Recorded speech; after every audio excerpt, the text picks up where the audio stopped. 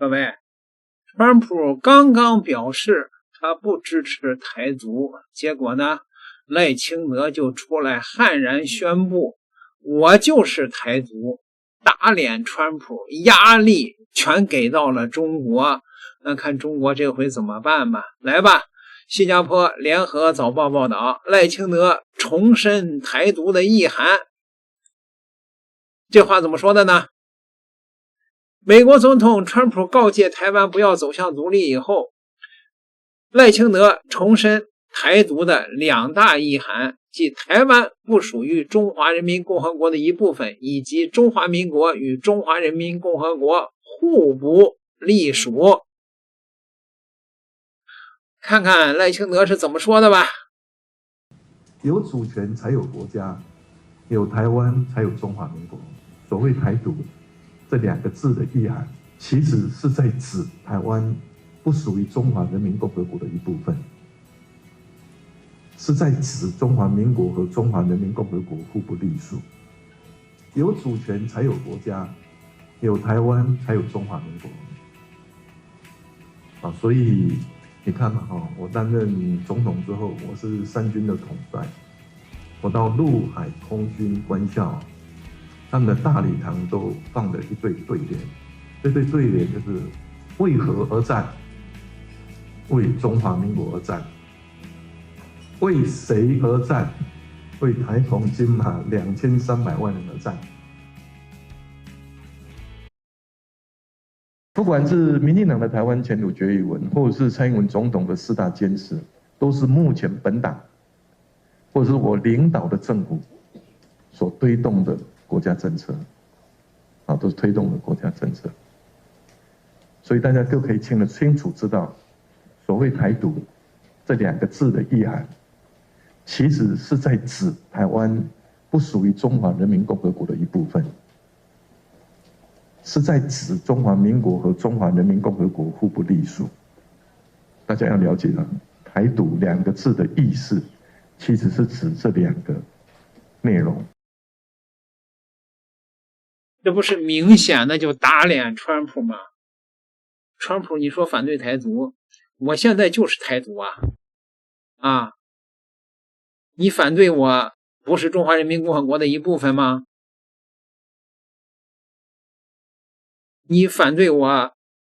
中華民國和中華人民共和國互不隸屬嗎？我現在就是台獨，你反對什麼呀？你反對，這壓力不就全給到中国大陸身上了嗎？對吧？人家說我就是台獨，我不一直說吗？我說現在不是千載難逢的一個好機會嗎？你這次美國連這個會晤一個字兒台灣都沒提，最終的那個結果裡邊一個字兒台灣都沒提，這不就是默許嗎？只提了一些中國要投1萬億美元在中國投資，在美國投資，這不就是賣了台灣嗎？你中國你還不趕緊行動？你黄瓜菜都涼了，你等啥呢你啊？你看赖清德說的多狂啊，是不是？賴清德是5月17號在民进黨創黨40周年當然了，賴清德的這個面相好幾天好像是沒睡覺了，眼泡都腫了，都鼓起來了，是吧？跟癩蛤蟆一樣鼓起來了，是沒睡着觉，但是人家態度很硬大伙兒明白嗎？態度很硬壓力全給到了中國了。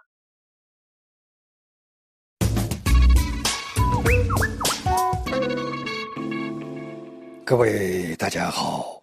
拒絕台獨陷阱，賴清德回應特朗普。台灣總統賴清德周日晚間透過臉書發表文章，表明台灣致力於捍衛中華民國現狀，沒有台獨問題。台海和平穩定絕不會被犧牲或交易。此前，美國總統特朗普曾暗示，可能利用對台軍售作為與中方談判的籌碼。特習會後，在台灣議題上留下了一個危險的空白地帶，雙方沒有發表共同聲明，沒有召開記者會，但幕後風雲滾滾。在峰會上，習近平將此作為衡量中美關係的基石，以勸誡的方式向來賓發出了嚴厲的警告。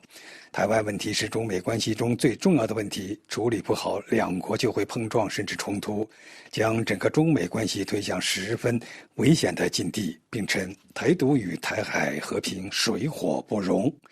問題出在隨後特朗普的訪談。特朗普雖然明確表示沒有在相關問題上向習近平做任何承諾，但他在離開北京前和返回華盛頓途中接受媒體採訪時透露了與台灣有關的大量信息。最具體的問題涉及對台軍售。特朗普為使本次特習會不受干擾，暫時擱置國會通過的數十億美元巨額軍售案。那麼他回到白宮後是否正式簽署這一法案，或者拖延？當記者就此追問時，特朗普的回答模棱兩可，可能批准，也可能不批准。他還承認與北京詳細討論了對台軍售問題自里根時期形成的6個保證與不顧，其中一個保證就是對台軍售，美國不會事先徵詢北京的意見。特朗普是否批准這批軍火成了美中台關係的試金石，而時間點很微妙。特習會一時，美方宣布下一次特習會將於9月24日在美國舉行。可以肯定的是，對台軍售與否將成為9月24日之前美中關係好壞與否的標誌。如果特朗普批准了巨額軍售，習近平很可能拒絕前往美國訪問。如果繼續拖延軍售，特朗普則面臨美國國會兩黨議員越來越大的壓力。另外，9月24日的特習會時間點上與美國中期選舉緊密相扣。雖然剛剛結束的特習會，特朗普宣稱取得了重要的合同，但至今看不到具體的數據支撐。特朗普宣布的中方購買200架波音飛機，也與之前預期的500架相去甚遠。那麼從現在起到9月，特朗普急需中美貿易協議落地，為中期選舉爭取更有利的政治局面。假如因為軍售導致第二次特習會難以舉行，中方之前可能的承諾也將竹籃打水一場空。美國貿易代表戈里爾周日接受美國廣播公司訪問時，回答相關問題時表示，美國多年來一直對台軍售，但也曾多次沒有出售。美中有穩定的關係至關重要，對台軍售是中方一向會提出的議題。總統將考量美中關係各項因素做出決定。如果說對台軍售是具體的且迫在眼前的大事，另一個引起擔心的是特朗普對北京的對台立場似乎傾向於某種程度的理解。周五接受福克斯新聞採訪時，特朗普告誡台灣不要正式宣布脫離中國獨立。他一方面表示美國對台政策並沒有改變，一方面也明確表示無意與北京發生衝突。他稱，我不希望有人走向獨立。你知道我們得跋涉9500英里去打仗，我不想那樣。我希望他們冷靜下來，我希望中國冷靜下來。特朗普在返回華盛頓的航班上告訴記者，他與習近平就台灣問題談了很多。特朗普還轉述了習近平的立場，習近平對台灣問題立場非常強硬，並不希望看到任何走向獨立的動向。特朗普還說，我們不希望有人說讓我們走向獨立吧，因為美國會支持我們。特朗普的相關談話引發了爭議，不少分析甚至認為特朗普的說法暗合了北京的敘事框架，這是賴清德總統周日做出比較全面回應的重大原因。賴清德周日在聽取了國安團隊關於最新形勢報告後，於晚間在臉書發文指出，大家非常關心特習會提到的台灣議題，為此他要向民眾說明5要點，其中的核心要旨是台灣致力於捍衛中華民國現狀，沒有台獨問題。賴清德表示，台灣是台海及區域和平穩定現狀的維護者，維持台海現狀是中華民國一貫立場。台灣從來都是兩岸現狀的堅定維護者，而不是改變現狀的一方。中國才是區域不穩定及改變現狀的根源。針對所謂台獨問題，賴清德表示，捍衛中華民國現狀沒有台獨問題，並重申中華民國是一個主權獨立的國家，兩岸互不隸屬。不過，台灣最大反對黨國民黨批評稱，這是用中華民國來偷渡台獨。賴清德在文章中還提醒華盛頓，強調美國對台軍售建立在台灣關係法的基礎之上，不僅是美國對台灣的安全承諾，也是反制破壞區域和平穩定的最重要的嚇阻力量。賴清德最後表示，台灣是全球核心利益之所在，台海和平穩定絕不會被犧牲或交易。聽眾朋友，以上您聽到的是安德烈主持的要聞分析，感謝索黑尼亞的技術合作，謝謝您的收听。5月20號，賴清德上任屆滿2年，而在他上台滿2年前夕，多份島內民調卻揭示了台灣民眾對其施政的真實評價。TVBS 5月14號公布的民調顯示，其施政滿意度僅為38%，不滿意度為45%。美麗島電子報4月28號公布的民調顯示，台灣民眾對賴清德的反感度高達46%，不信任度增至43.8%。與此同時，有55.6%的民眾認為台灣整體經濟現況不好，這與民進黨不斷宣揚的台灣經濟數據亮眼形成明顯反差。賴清德上台屆滿2年，但是民調卻顯示出的是民眾對於民進黨施政的不滿，其中一個重要原因就是2年來台灣物價的飛漲。台灣主計處2025年的統計數據，與民眾生活密切相關的在外就餐費用，曾連續4個月漲幅超過3%，遠超國際上公認2%的通貨膨脹警戒線。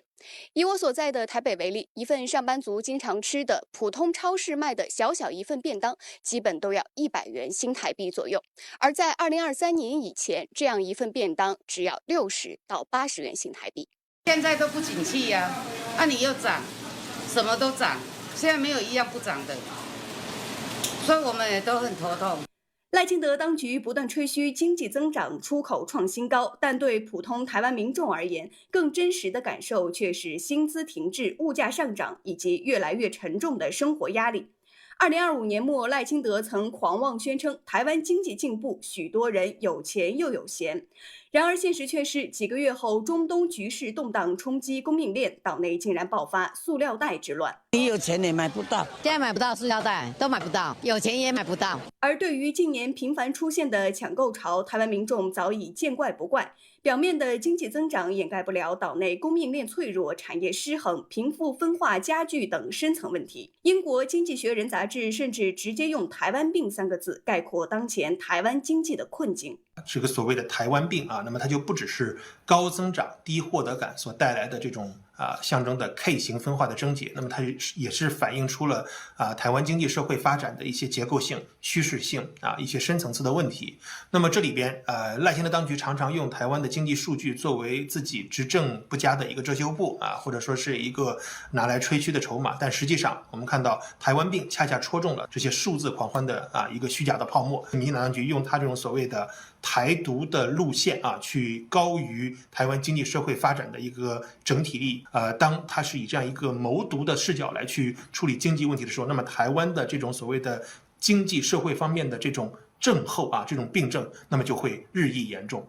專家認為，民進黨當局標榜的台灣經濟增長，很大程度上是受全球 AI 浪潮帶動半導體出口，並不是島內經濟治理的成果。表面是搞經濟，實際是搞政治，這是台灣學者對於賴清德上台2年來經濟政策評價。而其中一個經典案例就是上台2年，民進黨在核電政策上的180度大轉彎。今年3月21號，賴清德宣布重啟核2、核3廠，而就在2025年5月，隨着核3廠2號機停機，賴清德還曾驕傲宣布台灣成功達成了非核家園的目標。你真的以為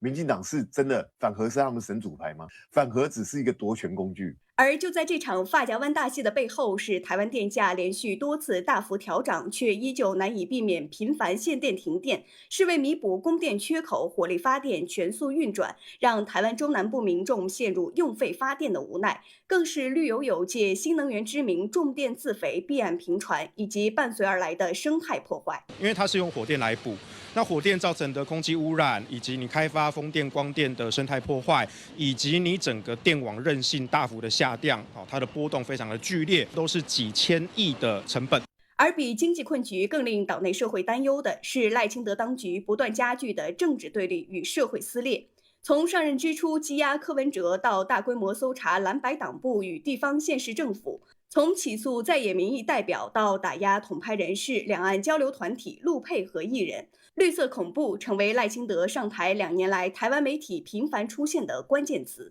在2025年大罷免期間，賴清德甚至將意見人士稱為雜誌，引發島內輿論譁然。而民進黨在大罷免中的慘敗，也被認為是台灣民眾對綠色恐怖最直接的回應。利用司法的手段去打壓異己，甚至放你的這個側翼在網絡上面攻擊大家，就是它是無差別的。所以綠色恐怖是實實在在在我眼前發生的。民進黨當局出於台獨本性，一再的操弄司法，打壓政治異己，對不認同民進黨、不支持台獨的台灣各界人士肆意打壓迫害，加劇綠色恐怖，已經引起台灣廣大民眾的強烈憤慨。在賴清德上台滿2年前夕，國民黨、民眾黨也正推動針對賴清德的彈劾案，並定於5月19號進行投票。外界認為，這不僅是一場政治攻防，更是台灣社會對於賴清德施政不力、權力濫用以及背離民意的一次集中反彈。賴清德當局上述這些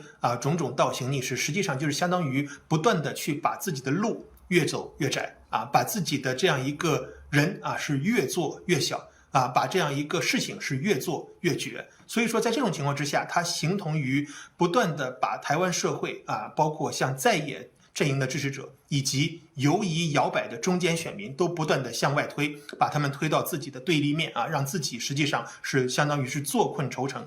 我想賴清德的彈劾案意味着整個台灣社會的一種表態，賴清德已經被這個社會、被主流民意視為癌細胞因為這個癌細胞一天不除台灣這個社會沒有辦法健康，台灣這個體制沒有辦法正常的運行，所以藍白聯合起來對台灣的民意有所交代。央視給賴清德算了個總賬，但是你光給他算賬不行你得有實際的行動才行現在台灣問題的解決可以說是天時地利人和都湊齊了吧，对吧？天時就說美國現在是自顧不暇，對吧？那這個地利呢？地利是解放軍，現在呢已經有了碾壓式的力量。那人和呢？川普剛表完態賴清德在那個台灣的民調也很低，這個可以說是非常的低迷吧。那這個時候，那你不給點壓力，給點顏色看看？我不是說了嗎？川普鬆口了以後，你就應該以武逼統就得動作才行點個訂閱，咱們下集再聊。